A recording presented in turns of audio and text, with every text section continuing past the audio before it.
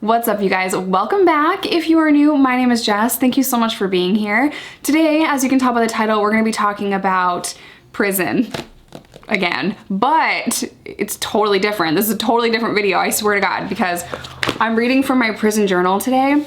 Now, I've been avoiding this, and if you've been riding with me for a minute, you know that I have this, but I have not read it on screen. I have not opened it in a very long time, because it kind of just takes me back to a really dark place. And contrary to popular belief, I know I'm always talking about prison on the internet. I never talk about prison in my real life, ever. So as much as it seems like I'm always talking about prison, it kind of just stays between us, you know, the ride or die crew. I never talk about it unless I'm asked in my real life. Okay, I'm gonna stop rambling now. If you are brand new and this is the first time that you are seeing me, please hit the subscribe button and notification bell so that you can watch all of my glorious prison videos. And if you don't know why I went to prison, you can watch a really old, semi-embarrassing video of me being really chipper about telling the internet why I went to prison. So that's linked below. No judgment though, just go into that knowing that I was a brand new YouTuber and I sucked. Okay, moving on.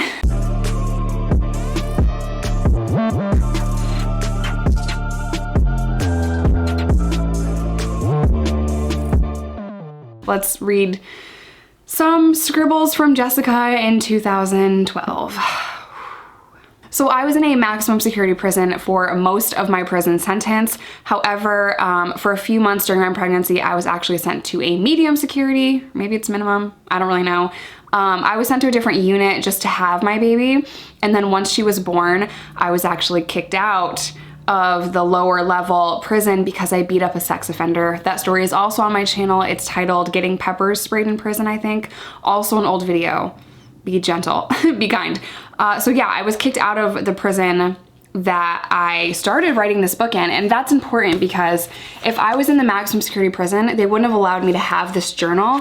Now, it is not a spiral bound notebook, but maximum security prisons don't usually allow you to just get notebooks like this. They want you to have the really ugly composition looking notebooks. They're very specific on it. The reason being is this has compartments. So the maximum security prisons, in just my experience, everyone has their own experience, they don't like things that you can hide things in, right? So McPherson prison, when I was serving time there in Arkansas, they only allowed people to have 5 pictures of their family. 5 pictures. Like, what is even the point of that besides mental torture? Just a little thing that I would do is I would take tape from a deodorant. So I peeled off the sticker on the deodorant and I would tape this shut. That way when my cell was being raided, they would go like this. So obviously if you were like paying attention and you looked back here, you would see that. But during raids where they're moving kind of quickly to go through everyone's cell, it got missed a lot. You'd be surprised how often this book got picked up and I was just like, you know, like, please don't find it. And they didn't. So I have pictures back here still. Okay, and I dropped some shit on the floor. Ooh, look, there's Jason. I have a picture of Jason, my bald-headed friend. The back of it says, "Here you go, kid, a pic of the legendary Big Jason. Remember, I'm always here for you, and one day we will hang out and have some real fun. Respectfully, Jason." Cool. The funny thing is about this is I got this in prison. This is clearly a prison picture, but he had it piggybacked to me, which means he would send it to his mom in the street and his mom would send it to me.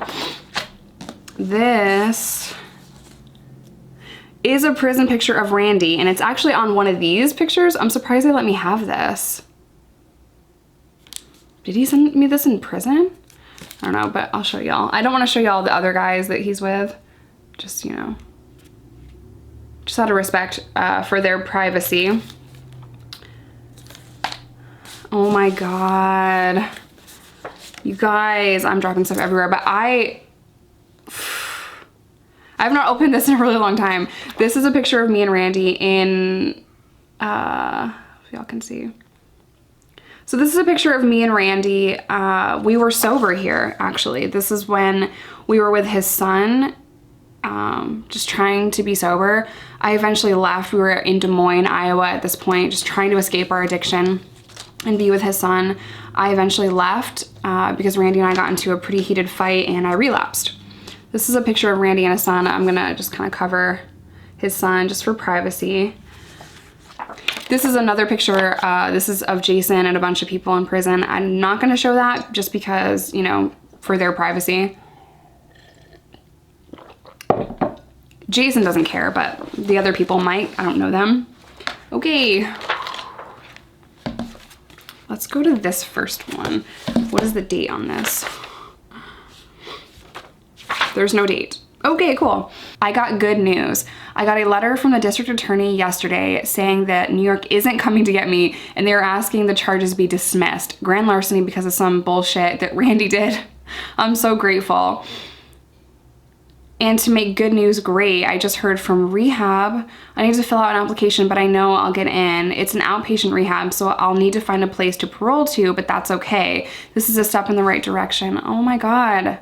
Apparently I was gonna try to go to rehab after prison. I have no memory of that whatsoever. Setting up a plan to do some kind of treatment program will keep me out of Newport, I hope. What? Keep me out of Newport. It's so bad there. Besides, my sobriety is very important to me and I really do want to do rehab.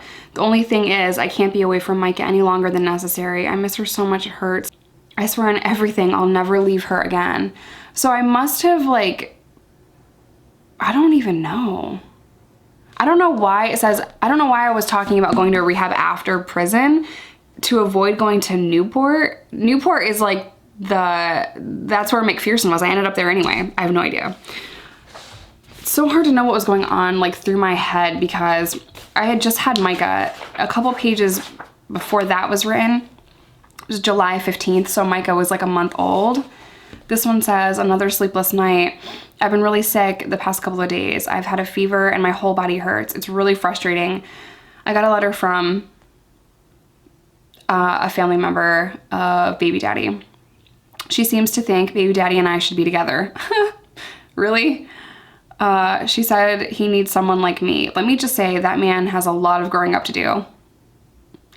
It's so crazy that people are always saying, I'm good for this man, but what about what's best for me? You know, it's not my job to fix a man. It's no woman's job to fix a man, and unless that man has a diaper, honey, you cannot change him. So, I'm just saying, I'm not saying men can't change. I'm saying it's not my job. It's not my job to make sure he's okay. It's my job to make sure I'm okay. It's my job to make sure I'm sober so that I can be a good mother. It's not my job to fix baby daddy. I'm just saying. I'm just saying. Okay, insomnia. Dang, I wrote about not being able to sleep a lot. This was 7:31. I know my hair looks gross. Okay. It's been so hard to sleep ever since I had Micah. It's like a piece of me is missing. It hurts so fucking bad. I'm so sad all the time. I don't even know why. People are telling me my hormones are all still messed up. It just needs to stop. I'm so tired. I still don't have any pics of Micah. Oh my God, so she was a month old here. A little over a month old. She is all I care about. I need to get out and have my daughter. I really hope I get to parole out in February. I will never come back to prison. Once I leave, I'm done. It's not worth it. I constantly have headphones on. I try so hard just to block everything out. I can't even make peace. I can't even have peace when I sleep because either I have bad dreams or I can't sleep at all. It's so frustrating. Oh my gosh. This is like prison life, you guys. It doesn't help that I am bunked next to a stupid ass tweaker that knows baby daddy. She got mouthy with me today. The old me would have beat the brakes off her. You guys, it is so, I'm not laughing because I don't think it's funny to beat people up. I just think it's funny that I'm like venting in this book this whole time. It's so hard to live in a room full of 50 women, and I'm telling you guys, don't break the law just because of awkward social situations. I was locked up with a lot of people that knew him, and when someone disrespects you in prison, it's not like you're in the street, you can just walk away. If someone gets mouthy with you or disrespects you, you have to stand up for yourself. It's like, so I'm not laughing at the fact that I said I was gonna beat the brakes off her. I'm laughing because prison's hard and laughing helps me stay calm while being anxious and reading this. Micah is 7 weeks old today. They say what doesn't kill you makes you stronger, but I feel pretty fucking weak at this moment. Yep. August 1st. I woke up in such a bad mood and I can't stand it. I hate being angry for no reason. I think everyone has days like that. It's just worse in prison. I feel as though I could snap at any moment. This girl has been a bitch to me since she got here, only because she knows baby daddy and she hates that I'm his baby mom. Who am I even talking about? I can't even explain how much that doesn't matter to me. Skank isn't the first to act like that towards me. I've never given her a reason to be so nasty to me, and I really don't understand it. Oh, I remember who that was. Not baby daddy side chick, someone completely different. She even told someone that baby daddy told her in county jail in May to beat me up. He's been in prison since December, and even if he wasn't, he would never tell someone to fight me. I'm not going to say anything to her unless I have to, because I know my temper and I can't risk staying here any longer. Ooh, the tea, y'all. Oh my God. I totally forgot about this person. I like suppressed all this. Yeah, so she came to prison and said that baby daddy told her to go to prison and beat me up, when it's like, no, he didn't. No, he would never do that. I've never even asked him about it, actually, because I know like what a crock of shit that is. This girl just lied to get people riled up and to make people think that my baby daddy wanted to beat me up. Like drama central. The very next page said, oh my fucking God, I had a mini meltdown yesterday. This whole book is just like me complaining and freaking out and having to deal with drama and missing my daughter and just going through it. I still don't have any pictures of Micah. I didn't get any mail again last night, so I decided to call baby daddy's family member. She told me that DHS told them the DNA test is going to take 3 months, so they don't need to fill out paperwork. They also said, DHS said that they didn't need to be in court, and that was a straight up lie. I'm so scared that they are trying to keep Micah. So there was a lot of miscommunication here. Baby daddy does obviously have family in Arkansas, but his family just couldn't get Micah for many different reasons.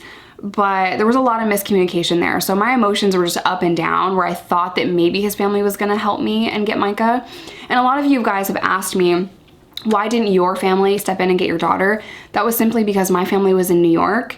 My dad and my stepmom didn't know that I had a baby, and my mom didn't have the financial means to even travel to Arkansas, let alone stay there and fight a case. And I get a lot of comments on the internet about, oh, if that was my daughter and that was my granddaughter, I would find the money. You guys, if you don't have the money, you don't have the money. And my family doesn't have the money to travel to Arkansas 1,300 miles away and stay there for months and months to maybe get this baby. It's a very complicated situation where New York and Arkansas would have to agree to even take the baby out of state. It would have been a mess. So it was better that it happened this way, because it gave me purpose and it gave me a reason to fight for my daughter.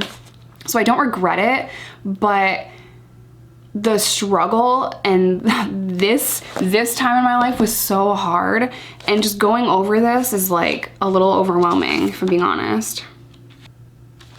August 7th, I talk about having really bad dreams and waking up sweating.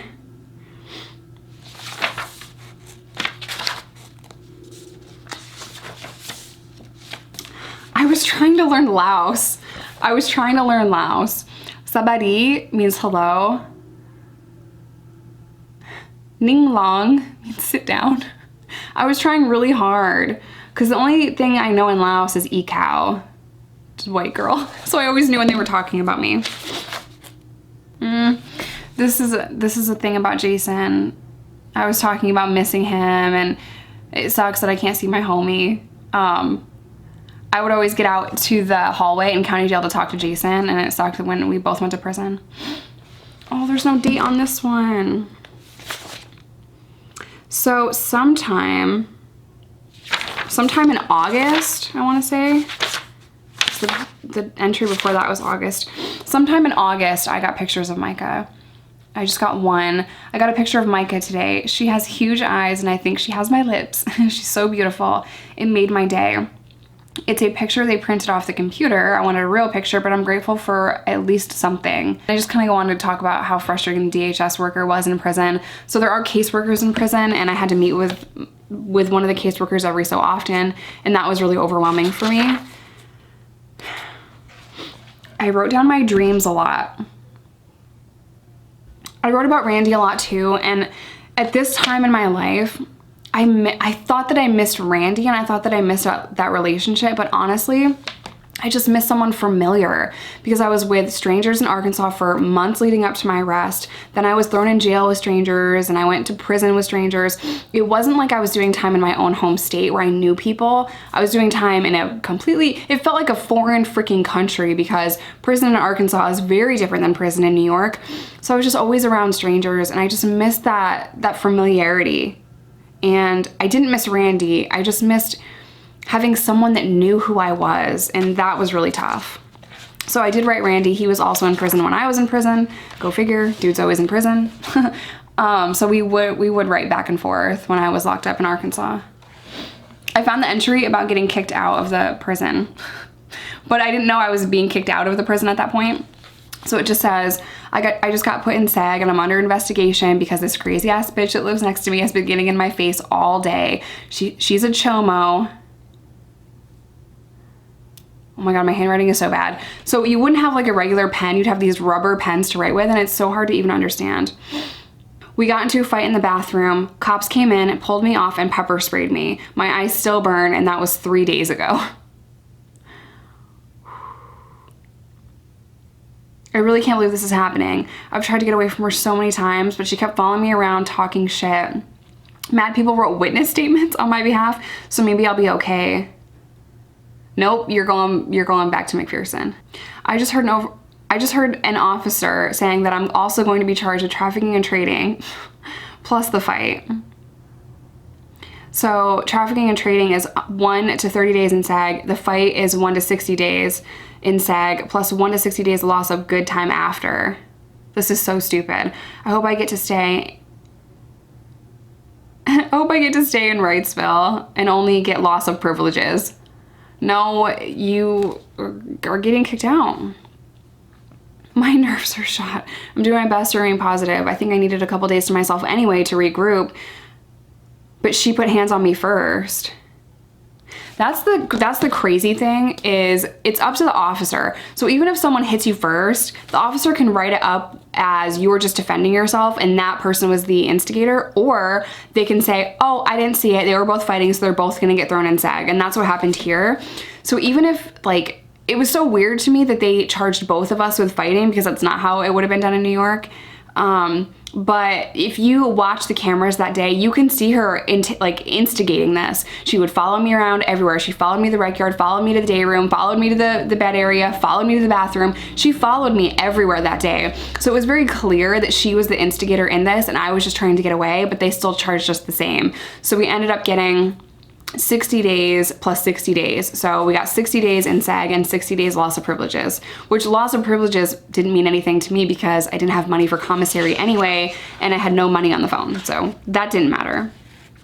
But I will say this too. I ended up doing like 90 days in SAG for that because I was kept in SAG in the medium security prison, and then they had to come get me and transfer me to the maximum security prison once I was like formally charged or whatever. So the transfer and everything, and then my 60 days, it ended up totaling about 90 days because they didn't give me time served for being in SAG. So don't go to prison. This one says, I just need help with my temper because it's getting so much worse every single day. I had a really bad temper, and I like the fact that I wrote that down so often. I would like kind of retreat to a journal to write about how I felt and about my anger. I think that's a really difficult thing to have to learn sober, is to learn your emotions, because so often I would just go to drugs when I wasn't feeling good or I was feeling upset or angry. So to learn how to process my emotions, that was a struggle for me. To learn to not snap at people or fight people because I was angry or upset was definitely a journey. I am finally now 8 years sober and comfortable in my own skin. I don't wake up angry anymore, and it's funny that I forgot how often I just woke up so angry. So I am so blessed to not wake up like this anymore. And this was, you know, my first 2 years into sobriety. So I was just really emotional, and it was very difficult for me to relearn myself and who I was and how to handle such strong emotions. I never kept a prison journal before my last bid. I just really wanted to reflect on my time and my brain, and I wanted to write down exactly how I was feeling in every single moment. And I'm so glad that I did, because now looking back, I'm so proud of the progress that I've made. I'm so proud and grateful that I don't wake up angry. I'm so proud that I'm comfortable in my own skin. I'll read one more. This talks about me wanting to take abnormal psychology.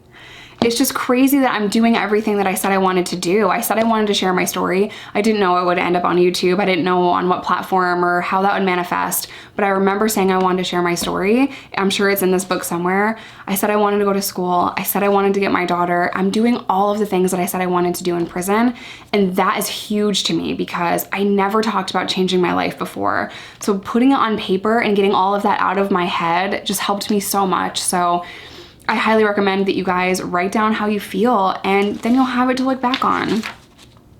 To persevere against all odds is always a reflection of the state of one's inner life, one's philosophy, and one's perspective and strength. It's always best to just accept old age, death, injustice, hardship, because all of that is a part of life. Only a fool would deny that this is so. To deny that there is darkness in life would be like pretending the cold of winter was somehow only a temporary illusion. That's a quote from the book Snow Falling on Cedars. So I found inspiration anywhere I could, and I'm so grateful that I wrote down all of these things, because now I have these stories, like I said, to look back on, and man, am I grateful for my life and my sobriety. So I'm gonna end today's video here. I really hope you guys enjoyed it. Stay safe, stay sober, do not break the law, and I will see you guys in my next one.